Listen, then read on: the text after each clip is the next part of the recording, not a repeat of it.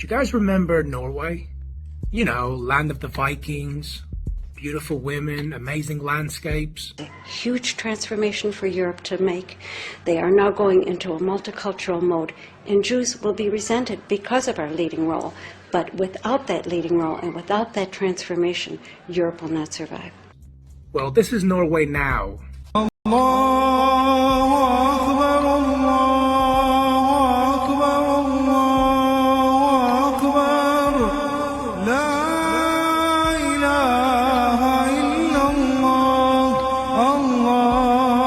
Tragic, isn't it? Le Mashiach viendra que quand Edom, l'Europe, la chrétienté sera totalement tombée. Donc je vous pose la question, c'est une bonne nouvelle que l'islam envahisse l'Europe? C'est une excellente nouvelle, ça annonce l'envie de Mashiach. Excellente nouvelle. Vous allez le payer très cher, les Européens. Mais à un point, vous n'avez même pas notion de quoi on parle. Et vous n'aurez pas au fuir. Parce que tout le mal que vous avez fait à Israël, vous le paierez au centuple. Quand l'Italie disparaîtra, quand Edom, c'est pour ça que le QG de la chrétienté qui vient de Esav se trouve là-bas, quand cet endroit-là disparaîtra, et c'est ce que veut faire l'islam, l'islam c'est le balai d'Israël, sachez-le. It's really sad to see our beautiful continent be overrun like this. Europe has not yet learned how to be multicultural, and I think we're going to be part of the throes of that transformation, which must take place. Europe is not going to be the monolithic societies that they once were in the last century. Jews are going to be at the center of that. It's a huge transformation for Europe to make. You see, I've got no problems with immigrants. I'm an immigrant myself. But this isn't immigration. This is complete population replacement. Le Mashiach viendra que quand Edom, l'Europe, la chrétienté sera totalement tombée. Donc je vous pose la question, c'est une bonne nouvelle que l'islam envahisse l'Europe? C'est une excellente nouvelle, ça annonce l'envie de Mashiach. Excellent. We are being replaced, and people need to wake the fuck up. You see, Muslim families are reproducing on a scale of 8 to 1 in comparison to the 1 to 1 for white people. If we do the maths correctly, in about 40 years, Europe will be Muslim. It's the end of days. You're going to need the iron of Esav, which represents Edom, which is the West, Europe, and the Americas, to get intermixed with Ishmael, which is basically Arabs and Muslims.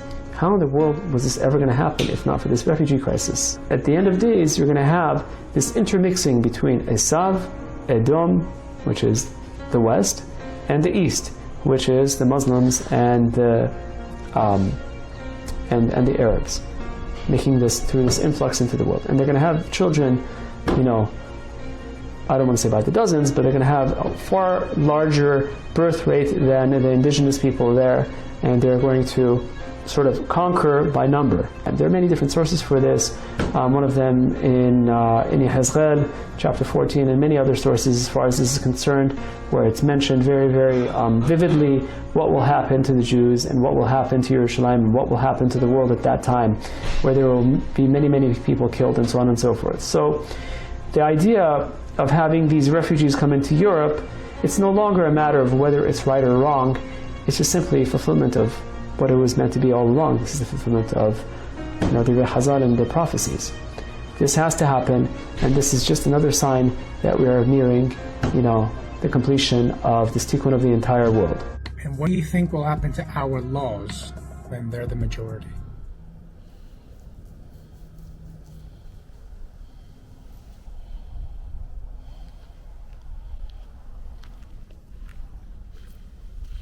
Yeah, folks, the human landscape is changing rapidly across Europe and across the West in general, and it's all being done by design.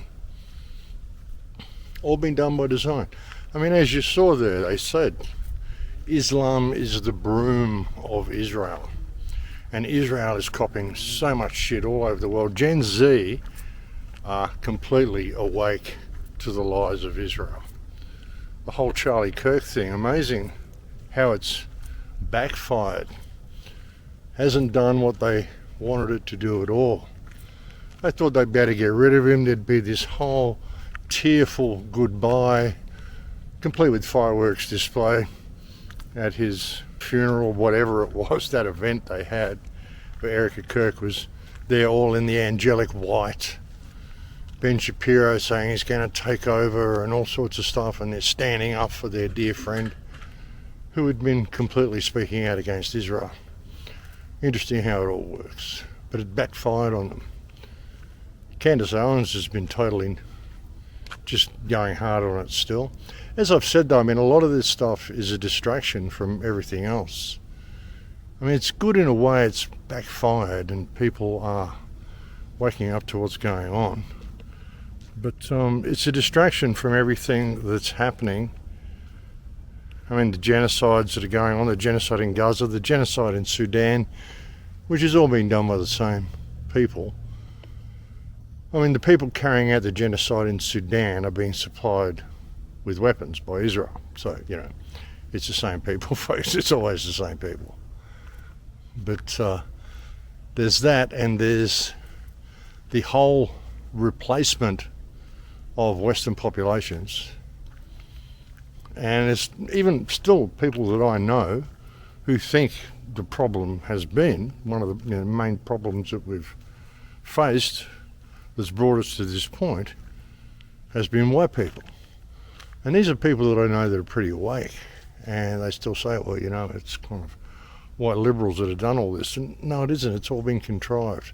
The whole social breakdown has been contrived. There was that speech that was put out by that Russian guy when he explained how communism takes over countries, and it's, you know, it's a few step process over generations. You've got to demoralise them, you've got to do this, you've got to do that. And they were surprised how quickly they were able to do it with the West. And it's that sort of a process. Ideological subversion is the slow process which we call either ideological subversion or active measures, активные мероприятия in the language of the KGB, or psychological warfare. What it basically means is to change the perception of reality of every American to such an extent that despite of the abundance of information, no one is able to come to sensible conclusions in the interests of defending themselves, their families, their community, and their country. It's a great brainwashing process which goes very slow, and it's divided in 4 basic stages. The first one being demoralization. It takes from 15 to 20 years to demoralize a nation. Why that many years? Because this is the minimum number of years which requires to educate one generation of students in the country of your enemy, exposed to the ideology of the enemy. In other words, Marxism-Leninism ideology is being pumped into the soft heads of at least 3 generations of American students without being challenged or counterbalanced by the basic values of Americanism, American patriotism. The demoralization process in the United States is basically completed already. For the last 25 years, actually it's overfulfilled, because demoralization now reaches such areas where previously not even Comrade Andropov and all his experts would even dream of such a tremendous success.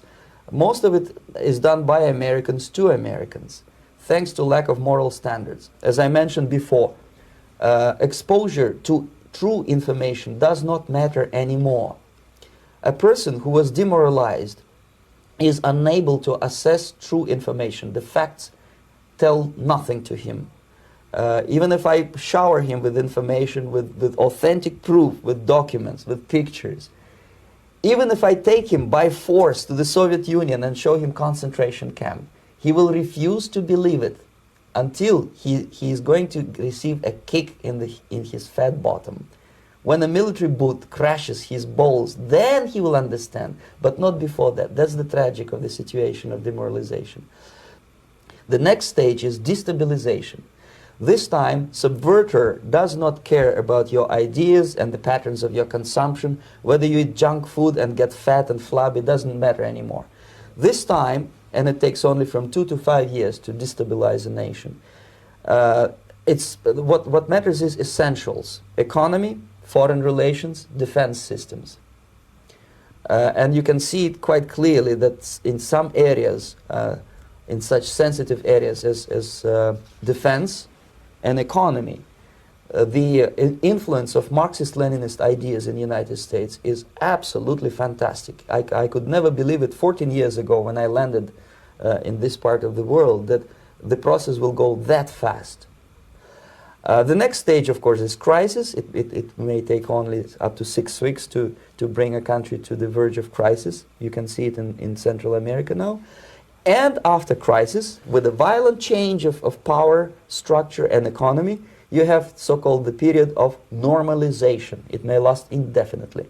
Normalization is a cynical expression borrowed from Soviet propaganda. When the Soviet tanks moved into Czechoslovakia in '68, Comrade Brezhnev said, "Now the situation in brotherly Czechoslovakia is normalized." This is what will happen in the United States if you allow all these schmucks to bring the country to crisis, to promise people all kind of goodies and the paradise on earth, to destabilize your economy, to eliminate the principle of free market competition, and to put a big brother government in Washington, D.C., with benevolent dictators like Walter Mondale, who will promise lots of things, never mind whether the promises are fulfillable or not. Your leftists in United States, all these professors and all these beautiful civil rights defenders, they are instrumental in the process of the subversion only to destabilize the nation. When their job is completed, they are not needed anymore. They know too much. Some of them, when they get disillusioned, when they see that Marxist-Leninists come to power, obviously they get offended. They think that they will come to power. That will never happen, of course. They will be lined up against the wall and shot. But they may turn into the most bitter enemies of Marxist-Leninists when they come to power. And that's what happened in Nicaragua. You remember most of these former Marxist-Leninists were either put to prison or one of them split, and now he's working against Sandinistas. It happened in Grenada when Maurice Bishop was already a Marxist. He was executed by a new Marxist who was more Marxist than this Marxist. Same happened in Afghanistan when first there was Taraki, he was killed by Amin, then Amin was killed by Babrak Karmal with the help of KGB. Same happened in Bangladesh when Mujibur Rahman, very pro-Soviet leftist, was assassinated by his own Marxist-Leninist military comrades. It's the same pattern everywhere. The time bomb is ticking with every second. Yeah, so you can't really blame white people for what has happened. And you know, the need to exterminate the white people, it's crazy, absolutely crazy. And it's all being done by the same people, the guys with small hats that are carrying out the current genocide in Gaza. Look at this place, folks, it's beautiful, isn't it? I'm filming this in Sedona. I'll be gone by the time you see it, but that's where I'm doing it. I think this lens might be dirty, folks. I'm just going to check the lens. I'll be back. Yeah, I think that's going to be a little bit better. But yeah, it's all distraction. I mean, there's so much stuff going on beneath the surface of what people are seeing. And I don't have any notes here today either, folks. I'm just actually visiting a friend in Sedona on my way back to Mexico. And so I thought I'd do a video while I was here. I mean, I haven't done a video for a month. It's actually been really good. I haven't even been really looking at news or information. I've made maybe 4 or 5 posts on Twitter over the whole time, or X, over the whole month. You know, I've been there, just responded to a few comments or whatever, you know. And I've done that maybe 4 or 5 times over the last month, and that's it. Maybe left 1 comment on BitChute. I haven't been reading any comments. I haven't been watching any videos. I haven't been looking at any news. I just time out for a month. I mean, for so long I've said I need to have a break. And, you know, I'll have a couple of weeks off making videos, but I'm still doing stuff. I'm still doing lectures, or I'm still touring, or I'm still talking with people, or I'm still doing whatever. This is the first time since probably, I don't know, 2005, that I've actually just switched off and went offline and just experienced my life and experienced the world. And it was good. And I ended up here in Sedona. What a place to end up. Incredible place. If you've never been here, it really is a wonderfully beautiful place. I mean, where I'm standing here and where I'm walking around, you're not getting a lot of the view of the mountains, but there's some incredible mountain views in this country. I was up looking at a few of them yesterday. Absolutely incredible places. It's a really, really remarkable area. Named after the founder's wife, I believe, whose name was Sedona. So yeah, that's where I ended up. But like I said, I'll be gone by the time you see this. I've got to go back to Mexico, do a few things, and get organised for Anarchapulco next year, which is going to be in Puerto Vallarta. Excuse me. My voice is a little funny. I've had a little bit of kind of a laryngitis-y thing going on. The throat feels a little funny. It's kind of weird. But yes, I've been offline for a long time. But while I've been offline, I've still been, observing a little bit of what's going on. And the big thing that's happening, of course, is the digital ID. And this is stuff that I talked about on my last two videos. The last video that I put up actually got pulled from YouTube. Interesting.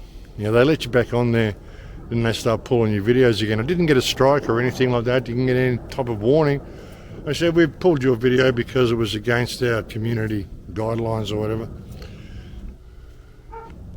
I can't remember what I even said in it. I think I was talking about the people with small hats, probably. I wonder whether I should go down there. I might as well go down here and go for a walk around the block. I was probably talking about the guys with small hats and they didn't like it or whatever, so that wouldn't surprise me. But they did pull it, and you've got to question, why have they even allowed me back on YouTube? Originally, when I tried to upload a video, they wanted a phone number. And I thought, well, it's surveillance, that's why they want me up there. So I didn't do it. And then when I was in Croatia, one of the people I was staying with in Croatia said, hey, look, you can use my phone number, Max, and you just buy a Croatian SIM card, put a number in the phone, you can use that for confirmation and verification online for your YouTube account, and we'll ditch the SIM card or whatever, and it's all good. I thought, hey, that's a good idea. So I tried to upload a video again, and it just let me do it. Not a problem. Didn't ask for a phone number like it did the first time. So I thought, okay. So I uploaded a video, and then the next one I uploaded was a 16-minute video called the Catalogued Plan, Practical Idealism in Action. And I thought, well, this will test them, but they left it up there. Not a problem. So okay. So then the next video I uploaded, they took it down. But I think what they want to do with this, and why they're giving people their accounts back, is they want to get tabs on everybody. They want to know where everybody is. They want to know if there's people on YouTube that are still thinking conspiratorially. See, the mainstream media is flailing, absolutely flailing. Like I said, people like Candace Owens, as much as I don't trust, I mean, she's so mainstream. Apparently she's got the biggest podcast in the world at the moment, and more people are watching her than anybody else, Joe Rogan or anybody. And what she's been mainly doing is talking about Charlie Kirk and exposing Israel. And so there's all sorts of stuff online saying that she's lost her mind and she needs a psychiatric evaluation and all sorts of stuff. Like, they're really, really scared of what she's saying. And what she's saying is actually really good. And I look at it and I think, look, this is gatekeeping. If you're someone who's awake and you know what's going on and you're fully aware of all the stuff that she's saying, then she's not telling you anything new. But like I said back at the beginning of this whole COVID thing, you're going to see people who have been completely indoctrinated into the mainstream way of thinking that are suddenly going to change their opinions. They're going to have an awakening, and they're going to want to share that with the world.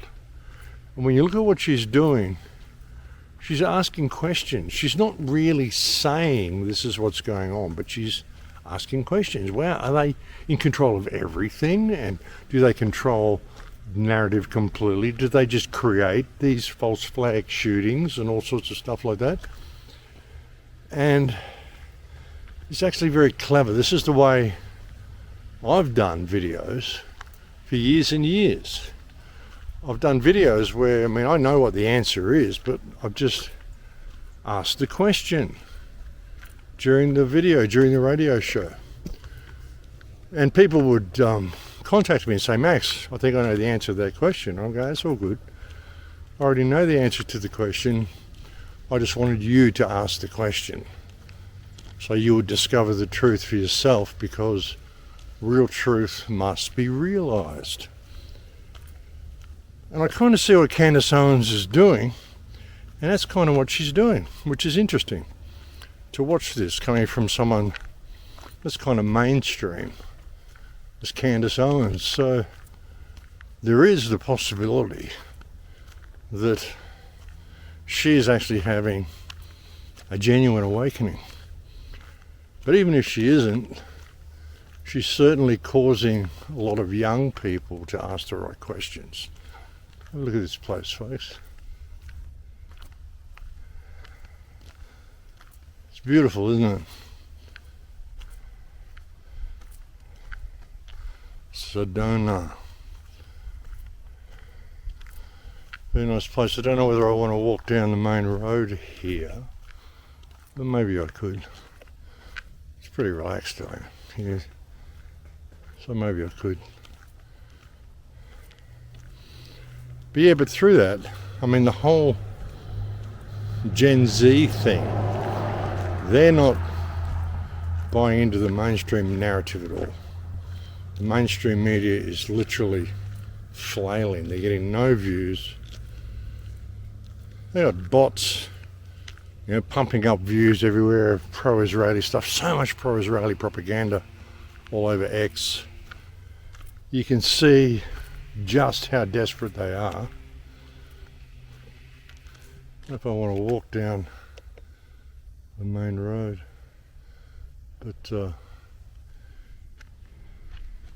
it's beautiful, isn't it?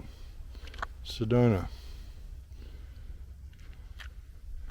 Yeah, but you can see just how desperate the mainstream media is to try to keep the narrative under control, and they're totally losing the narrative, which is why they're rolling out all this digital ID and all this sort of stuff as well. See, that's the thing as well. I mean, even with what Candace Owens is doing, I said on the last show or the last report or the one before, or perhaps both, that all of this focus on things like Charlie Kirk, people aren't looking at the bigger picture and seeing what's going on behind the scenes, and behind the scenes they are rolling out this whole digital slavery system.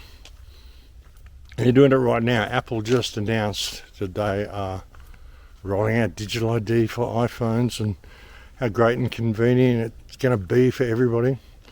That everyone needs to get their digital ID. And like I said before, folks, this is something you must not ever comply with. If there's a hill to die on, it's a digital ID.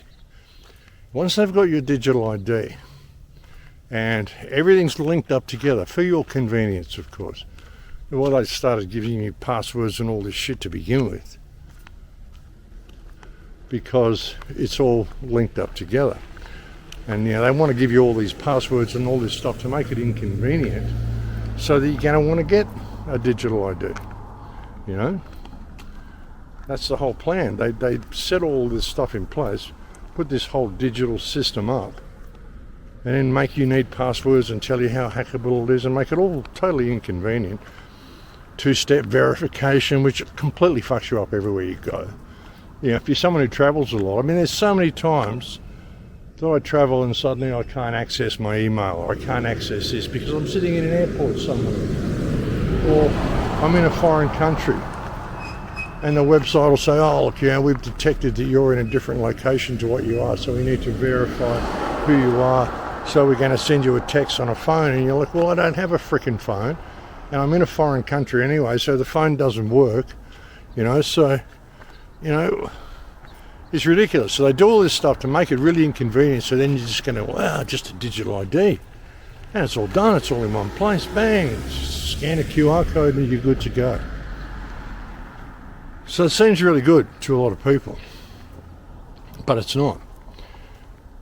And once they start bringing in digital currency, I think this is one of the reasons they've kept the US dollar the way it is as well, like US currency. US currency is unique to any other currency in the world. The US dollar, the fiat currency they hand around. Because all the notes are the same size, still made of paper. Easy to counterfeit. You can simply get a $1 note, get some sort of a wash all the ink off a $1 note. You can get plates, print yourself up a $100 note.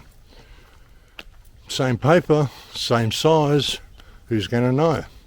It's very easy to counterfeit US money, and I think they've done that for a reason, because then it creates the need for digital currency. And once they give you a digital ID and a digital currency, well, they've got you. If you do anything they don't like, you post anything on X they don't like, any opinion they disagree with, start questioning what happened to Charlie Kirk, find out you're a Candace Owens subscriber, whatever, and suddenly you'll get penalised. You'll be down on social credit points because you're buying into misinformation. That's the way they do it now. They label anything that disagrees with them as misinformation.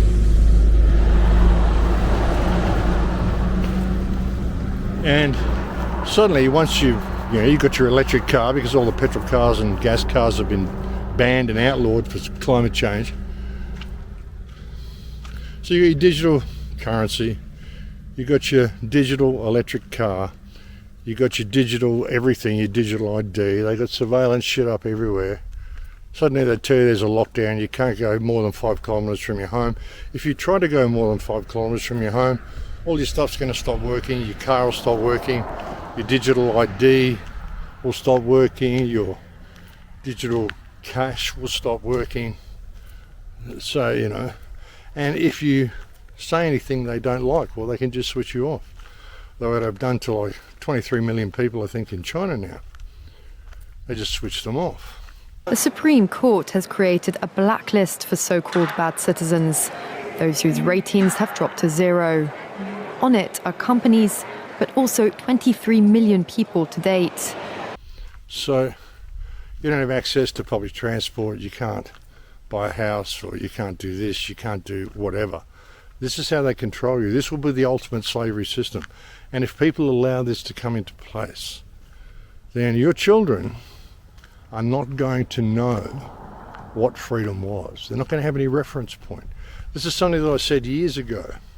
And through this education system and this replacement of the population that's going on and everything that's happening, the kids that grow up into this system will have absolutely no reference point for what freedom actually is. It's like in 1984 in George Orwell's book, when they took certain words out of the language, so people knew they wanted to rebel, but they didn't know what rebellion was because there was no word in the language to describe rebellion. That's what they do. Change everything. That's why they're digitizing all the books and all the shit they're doing, folks. They're doing this whole thing as a way of controlling people, a way of controlling information, and a way of controlling thought. Getting everybody locked into these digital realms, whereby virtual reality becomes better than reality. So the video game graphics go up and people don't notice. People just don't notice where they're being led. And then they get distracted by all these things such as Charlie Kirk. And sure, it's bad. And I think he probably died. It makes no reason for them to have kept him alive. But I don't know. I mean, there's so much fakery now. Man, how do I even know Charlie Kirk was even real? I never met him, Maybe it was all just a hologram. Maybe that's why so much blood came out of his jugular vein straight away, or his jugular artery straight away, which would have been why there was so much blood, because it's an artery pumping straight from the heart, like the heart's here, and the hole's there. It had like that far to go, just bleh. But then there's no blood anywhere else. There's no blood on his shirt when they're carrying him out. There's no blood trail anywhere. I mean, it's crazy. The whole thing was nuts. Then there was that weird camera up the back that looked like a holographic camera. I mean, who frickin' knows, folks? Who knows? How do we know anything that we see on TV is real? Honestly. Any of it. I'm sure there's people out there that have met Donald Trump, but I never have. How do I even know he's real? How do I know any of this shit's real anymore? And now with all this AI and all these digital videos, I want to address the fake news jabbering about AIPAC saying that the tribe is controlling the U.S. Look, we might run the banks, the media, Hollywood, politics, Congress, maybe even had Epstein on speed dial, who knows? But other influence? Nah, pure nonsense. And by the way, I'm sending another $6 gazillion to Israel. it's freaking unbelievable. You know, it's just about controlling people's perception. That's all television and news and all of this shit is all about, folks. It's about controlling people's perception. Well, they just create excuses to exterminate mass amounts of people. Like what's going on in Palestine, what's going on in Sudan, what's going on in so many places around the world, and has been going on for so many years. It's crazy. It's crazy. And how do you know any of it's real? Look at these chemtrails, folks. Look at this shit. Sedona. Apparently, like when I was on the way down here, like I came into Phoenix and we were driving down here, a friend of mine came and picked me up, and she was saying, wow, you know, there's never any chemtrails in Sedona. It's really cool, it's a great place, you know. And then yesterday, as soon as we arrived, they started absolutely hammering the place with chemtrails, and they've been doing so all night. And last night there was a huge, like, aurora in the sky. Everyone said it was the aurora borealis that they were seeing in the sky. All the skies were red, right across southern USA. They're out there, people posting pictures of it. I'd just gone to bed and I didn't want to get up and look at it, but my friend whose place I'm staying at, I went out and got a bunch of photographs, and I'm sure she'll send to me.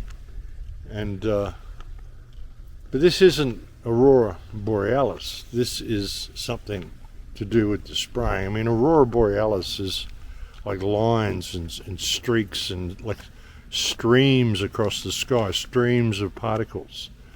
It doesn't look like this red sky that they saw over Sedona last night. So God knows what it was, folks, but crazy. She also told me it never rains here. Now the forecast is that it's going to be raining by the weekend. So, you know, all this massive spraying, and then suddenly the weather changes, and it all happens right on the day that I arrive. Crazy. But yeah, anyway, I'm leaving today anyway, so it doesn't matter. But remarkable. Absolutely remarkable. But as I've said before, as I've been alluding to lately, when you look at all this stuff, folks, the mass immigration that's happening in all of our countries, this rollout of digital ID, which is really the most important thing you've got to be thinking about, folks, is this digital ID. This is stuff I've been warning you about since 2010. You know, really blowing the whistle on it, you know, since, you know, COVID started, because it's all related. And now they're just doing it. And you absolutely have to not comply with that. And what you've got to understand is that, like, even looking at the state of our countries and all this mass immigration, it isn't normal immigration, it's just population replacement. That's what's happening in all of our countries. We're being invaded.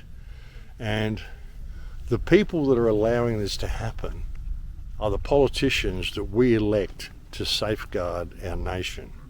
Well, I don't, because I don't vote, but you elect to safeguard your nation and your security. This is in all countries. This is across Europe. I mean, most of Europe, they gave their sovereignty away, gave it to the European Union, which was a terrible mistake. But even that, even your politicians signing up to the European Union is essentially an act of treason. But now, and when you look at the European Union, getting back to that, I mean, that short report that I did, Practical Idealism in Action, the Catalogued report, or the Catalogued plan, shows you that Coudenhove-Kalergi was the father of the EU. And the idea right from the onset was population replacement. That was the whole concept. It's very clear that the Jews want to exterminate the European race.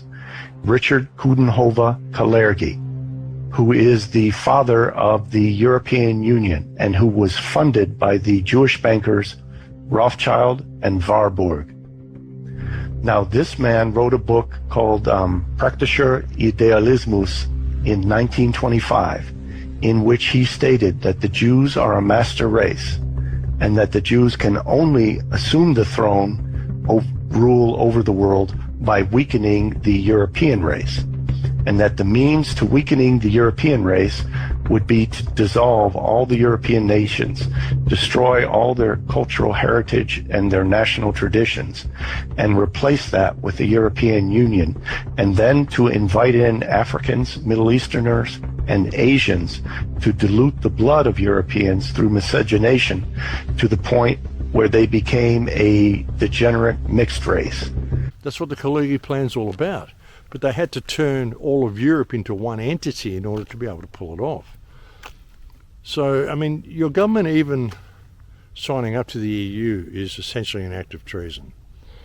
And the fact that they're allowing migrants to overrun your countries to the extent that they have is also an act of treason. This is population replacement. So why are you still seeing these people as legitimate?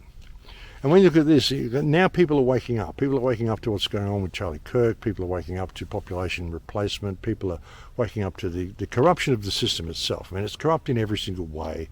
There's nothing about it that is pure, wholesome, good, honest, or nice. Well, perhaps it's nice when you look up the meaning of what nice actually is, which comes from the French nacer, which means to be ignorant, stupid, and uninformed. Have a nice day. So, yeah, perhaps the system is nice to us, but it certainly doesn't look after us. And this is an act of treason. And as I've said before, what do you do in this situation? A lot of people see this and they say, well, we've got to go and overthrow them. Violent revolution, all this sort of shit. The thing is, this is why they have militarized the police in all of our countries. This is why they've got these ICE units running around the United States in armoured vehicles, and why police wear body armour. I mean, you can't have a standing military on the ground in any democracy, so what the governments have done to get around this is they've militarised the police. They say, well, it's not a standing army, it's just police, but we have to give the police this type of protection because of all the crime, which they staged themselves, all these mass shootings and all sorts of shit, which is all theatre. Half of them aren't even real. The ones that are real, they generally stage themselves. Like the whole Charlie Kirk thing. I mean, there's so many questions with that, it's ridiculous. But you've got to see how all this has happened, right? So, even if all of the United States is armed, I mean, you're not really going to win against these people, because these people have more sophisticated weapons. They have drones. They have all sorts of stuff that you can't even imagine how good some of the stuff they've got is. You look where arms resistance gets you. Have a look at Palestine. Have a look at Gaza. That is people, just normal people with light weapons, Kalashnikovs, AK-47s, pistols, not even a lot of pistols, just mainly AK-47s. And they're fighting back against one of the most advanced militaries on earth. It's got drones, fucking artillery strikes, fucking air strikes, like all sorts of advanced bombs that suck the oxygen out of the air. They temperature, controlled temperature, and they suck all the oxygen out so that your lungs and internal organs collapse. Which is why you see so many dead babies in Gaza that simply look like they're sleeping, when they're dead, because all of the lungs and internal organs have simply collapsed, and it happens in like a matter of a second or two. Just gang, you're dead. So and a lot of them were killed while they were sleeping, and then suddenly their organs and lungs instantly collapsed from the type of bombs that Israel is dropping on their houses. So when you think about this and you think, well, this is the weapons that governments have got, there's no real form of armed insurrection that's going to work against government. But what you've got to understand is that all of this depends on your compliance. And if you don't comply with digital ID, well, they might lock you out of services. Well, fine, lock them out of services as well. See, all of we people, as I've said, we could withdraw service from politicians and anybody who support politicians, because all of we the people are who run all the businesses. Might run the businesses according to government regulations, but we still run the businesses. We are the ones who make the car parts, who run the farms, run the industries. These are all people, and it's the people that provide service to government for anything they want. I mean, a politician, if a politician wants his lawn mowed, he doesn't generally do it himself, he gets a lawnmower in. What if the lawnmower says, well, no, I'm not going to mow your lawn today? And in fact, you can get someone else to mow your lawn. But what if nobody in the entire neighbourhood or the entire county would agree to mowing this guy's lawn? Well, suddenly he's not going to get his lawn mowed, is he? Because everyone's withdrawn service from him. What if he wants to go to a restaurant, but no one will serve him a meal because of all this digital ID that he is supporting, and the fact that he's allowing your country to be overrun with migrants? Well, you're not serving the community, so no, you go and eat at another restaurant. But no restaurant in town will serve this guy because they know who he is. And perhaps you're a secretary who works with this guy, and you just suddenly say, well, no, I'm not going to work for you as a secretary anymore because you're not serving the community, so I'm not going to offer any service to you. I don't want your money because it's dirty money. And if you are a secretary and you work for someone like this and you don't quit your job and get another one, then perhaps people will stop serving you at shops as well. Go shop at a different supermarket. Only no supermarket in this county will serve you and allow you service in their store. No hardware store, no builder, no concreter, no petrol station, gasoline station. No one will give you service because of what you have done to the community. And this is a completely non-violent way of bringing it home to these politicians and all these people like Ted Cruz or whatever. Oh, sure, okay, if you're not going to give me service, well, there's other people who will. Well, stop giving them service. There's millions upon millions of people who hate what these politicians are doing, but they still kind of see them as being untouchable, but they're not. They're just people, just like you and me. And most of the politicians, especially in the United States and in many other countries, have all been bought by the rogue state of Israel, but most especially in the United States. And this is why a lot of Americans are getting a bit of a hard time around the world as well. And I know a lot of really good Americans. I mean, your basic American individual is a good person. Well, the people here in Sudan, I mean, most Americans I meet are friendly, they're kind, they're generous, they're courteous, happy to meet someone from another country, they're very friendly, good people, The problem is the government. And the problem is the government has been supplying weapons of genocide to Israel and making a huge profit out of it while it does it, in order to genocide children, which has been live streamed on X for the last 2 years, and TikTok and everywhere else. And so, the United States is seen by much of the world now as being complicit in genocide as much as Israel, because Israel couldn't do what any of the stuff is doing if it wasn't for the United States.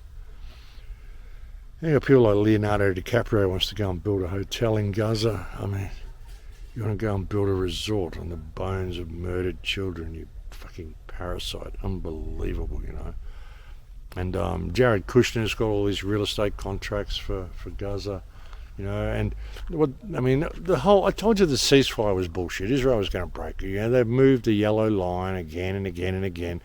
Israel currently controls half of the Gaza Strip. They're dividing north from south. They're just going to go and exterminate anybody. Anybody who doesn't leave must be Hamas, but of course we blocked all exits, so you can't leave. And if we find you hiding in tunnels, well then you're definitely Hamas. And so this is just what they're doing, folks. They're just going to exterminate the entire population. And I say it's because of the problem of Hamas. Hamas won't disarm. Basically they're saying anybody who tries to resist our takeover of this place by the use of arms, well, they must be Hamas, so we're going to kill them. So that's the plan. Good morning. So we knew this was coming, and I warned you this was coming, and this is exactly what they're doing. But it hasn't gone away, and it's not going to go away until they've exterminated all of the Palestinian people. And they're killing Christians as much as anything else. They burned a whole Christian village the other day, known to be a Christian village.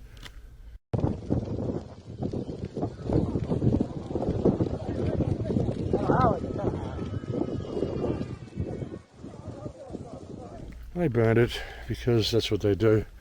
There was an article or a post I saw on X. It was Pete Hegseth complaining that Christians were being slaughtered and massacred in Sudan. And I posted this link to the Jewish settlers burning the only Christian village left in West Bank, Tabiyah or something like that, I think it's called. And I said, what about this one, Pete? Does it count when Jews do it? No comment, of course. But yeah, it's this ongoing thing, folks. And like I said, Palestine and Gaza and West Bank has always been a system of warehousing and surplusing human beings. They show you the level of violence they're prepared to resort to control people. And then they bring in this digital ID, digital currency, and to start their system of warehousing and surplusing the West, while slowly replacing the Western population with migrants. Not because they want the place to be ruled by Islam, but they want to make it obvious, and they want to create a situation whereby the amount of Islamic people overrunning your country is going to create a problem. And it's going to create some form of civil war eventually within your country. White people simply wanting to maintain their heritage and their culture while they're being replaced by huge amounts of Muslims who all breed 6, 7, 8 times quicker. All Muslims will have 8 children. White people are lucky if they have 1 because they're taught that it's bad for the environment, climate change. So sheer volume of births is what's going to replace Western population, no doubt. And this will end up in a situation of civil war, and what will be left of Western population will flood to the aid of Israel, because they'll say, wow, you were right. The Muslims came and they took over our countries and blah, blah, blah. All contrived by the same people. All completely controlled by the same people. So what is left of the Goy will run to aid Israel, and then the rest of the war against East and West will continue until all of Amalek is destroyed, and then Israel will just go in and wipe out the Muslims through their superior weapons, and there'll be no international law or any of that sort of shit to worry about, because it will all be just the big cleansing that had to happen. Because I say, well, look what Islam just did to the West. Islam just destroyed the West, but it was Israel right from the start doing the whole thing. It just knew it would be able to use Islam against Western nations, because Western people are essentially good people who don't want war. They don't like going out and killing. They don't see any joy or get any bloodlust from going out and slicing the head off their enemy. Not like Israel does, not like lots of Islam does.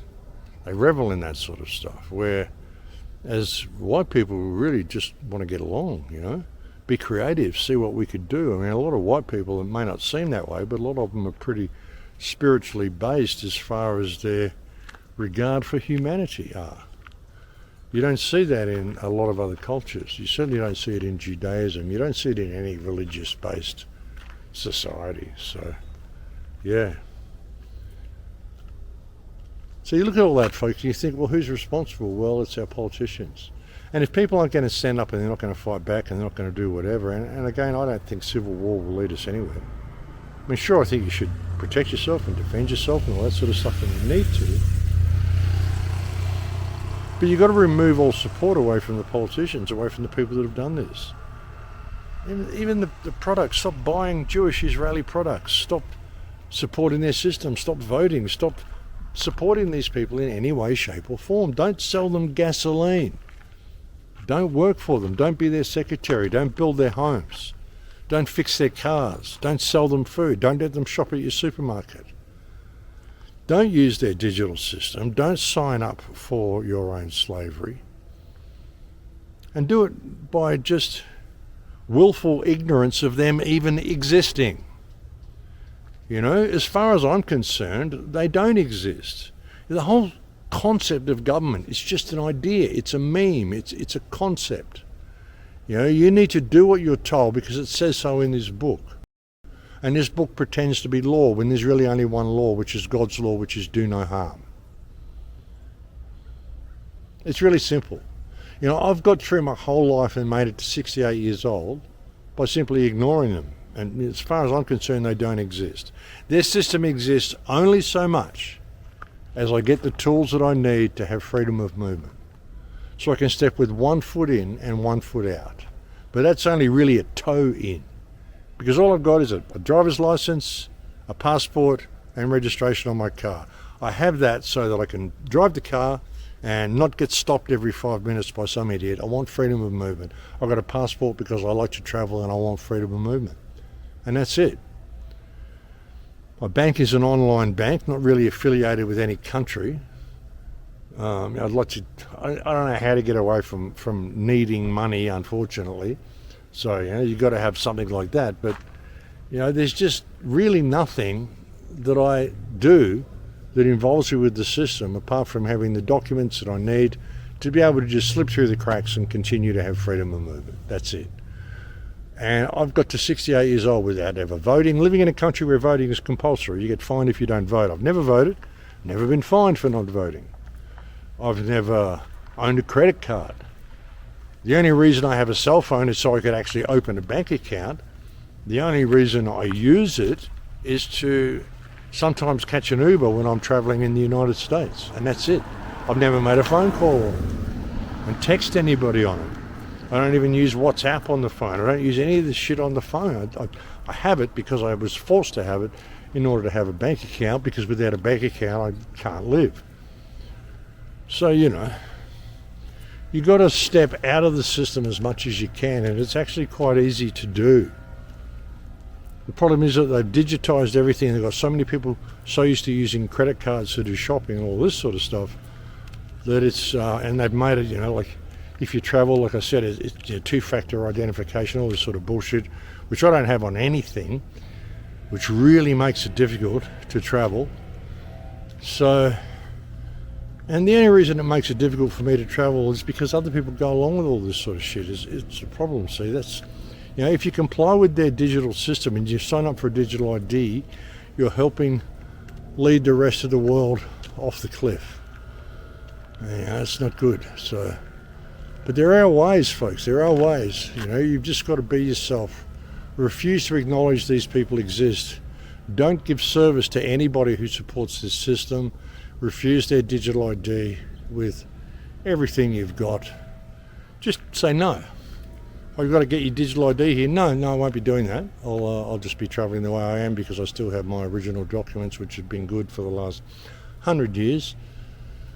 And the digital system is too flawed and hackable, so no, I won't be participating in that. Plus, I refuse to support organised crime, or I'll be coerced into supporting organised crime, and so I won't be supporting the government's digital system after the government's track record of allowing migrants into this country and wars and genocide and all the shit that this government has done. After the lies we've been told, no thank you, I won't be giving you my digital ID. And if you're saying that I am forced to do so, well, I would suggest that is a breach of my rights, it's a breach of the Constitution, it's pretty much an act of treason, so you're treading on pretty thin ice there. And I'd like your name, and I'd like your address, and I'd like to lodge a formal complaint, and blah, blah, blah. I mean, you can go down that pathway if you want to. Just say no. But so, well, I'm not going to be doing it. If you're going to force me, well, that's the path we will be going down, because what you are doing is a breach of everything it means to be free, a free human being under the eyes of God. And it doesn't matter what the government says. If the government is forcing this upon the people, then the government has, by default, invalidated itself. Not to mention the fact that it's allowing our country to be overrun with migrants, and which again is an act of treason. I mean, if you really want to go to court and talk about all this stuff, I'm sure it can be arranged, but this is the path we're going to be taking, and this is the stuff we're going to be talking about, and I'll be bringing the rest of the community with me. So I mean, that's the way you've got to approach it, folks. You just got to approach these people in that way. Stop thinking they have power and authority over you, when even if they ever did, they have breached every single rule in the book. And so it's up to us to now withdraw service from them, because they are failing and have failed miserably in providing any service to us at all. And if you think the roads and all this sort of stuff is service, no, it's all done by private companies, folks. None of these are done by governments. These are all done by contractors who could do all the stuff they do without the governments getting in the way. What the governments have really done to you is they've given you service by spraying the sky with all these wonderful lines and saying they're doing it to help us. Apparently there was some sort of geomagnetic event as well, if you believe such things, and that's what caused the red sky. I mean, who knows, folks? Maybe they're spraying to cover that up as well, or maybe the whole thing's bullshit, and they're just exterminating the people. But anyway, I'm going to leave it here for now, folks. It won't be another month before I bring you a show, and thank you for letting me have this time off. It's been really good to have this time off, actually. I left Croatia a little early. I just kind of went away and hid myself away in a place that doesn't need to be disclosed, and I just kept to myself for a good 3.5 weeks and didn't do anything until I sort of came out of my cocoon and came and contacted a friend and came to visit them in Sedona, and I'll be heading back to Mexico in the next couple of days. And then I've got other stuff I've got to do. I'll be back in the United States again in a week or two. I've got friends from Croatia over here that I need to catch up with, and also the person that I'm staying with has developed a bit of a health issue, and I'm only really going back to Mexico because I want to grab the Tesla machine and bring it back and put her on the Tesla machine and see if it helps this issue. And if it does, I will definitely keep you posted on that. But yeah, that's about all I have to say. Thank you for letting me have this time off, and I didn't receive too much hate mail and too many people saying I was dead all over the internet and stuff. Generally when I have a week or two off, you get people posting saying, "Oh, Max is dead, he was shot by police." There wasn't any of that this time, so that's good to see. And sorry I haven't answered too many emails, or I've been putting all these interviews off. I might get a chance to do an interview perhaps during the few days that I'm back in Mexico. There is a chance, or if not, then perhaps when I get back to the United States I might be able to organise answering some of these interview requests as well, but I don't really know. But thank you to all the people who continue to send me so many kind emails, and thank you for slowing down for the last month. I think a lot of people sensed I just needed time off, and a lot of the emails kind of slowed down in the last month, which has been really good. Unfortunately, contributions also really slowed down, folks, so if you are possibly able to help, it would be greatly appreciated. Like, I do all the stuff that I do really, really cheap as well. Like, it might seem like Max travels all over the place, but I do cheap flights, I stay at friends' places. I mean, it's been kind of difficult because I haven't really lived anywhere stable for just over 4 years now, and it gets to you a little bit, you know, after a while. So, but anyway, thank you for any contributions you can give, folks, through Stripe. I mean, that's all I've got left. I'm still banned everywhere else. You know, banned on PayPal and banned on Patreon. And Subscribestar, they never even let me open it. Substack, they flooded it with bots, so I can't actually post anything. It's crazy. But anyway, we continue. We do what we can. But anyway, thank you to anybody who does place a kind comment or send a kind word or send me a kind email or make a contribution. I really do appreciate it. But anyway, folks, I'm going to leave it here for now. Like I said, it won't be a month before I bring you another video report. I will get one done soon, but I am still pretty busy up until probably mid-December. But we'll just see how it goes. I'm sure I'm going to be able to bring you more videos than I have been. I just needed some time off. I've had a lot of stuff sort of compounding in my mind that I just needed time out to, you know, a bit of meditation, you know, a bit of sorting myself out, a bit of time for myself. We all need to do that now and then. But hey, I'm not going anywhere. I'm back on the front line, and I will speak to you again soon. Please take very good care until then, my friends. In Lakesh.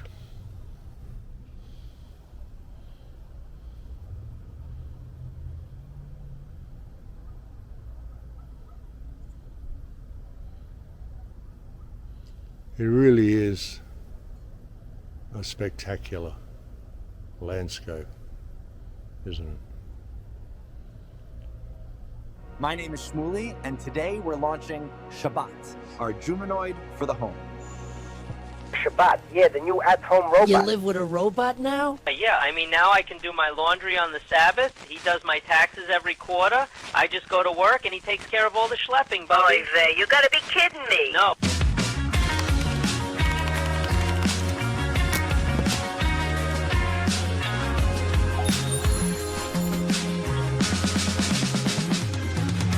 Baruch atah Adonai, Eloheinu melech haolam ulehadlik ner shel Shabbat. Shabbat shalom. Mazel tov.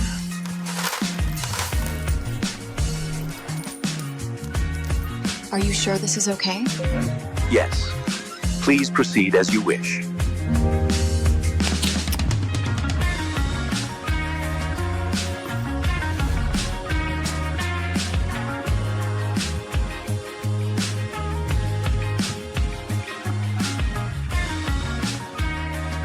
Pre-order your Shabbat now, the world's first at-home humanoid.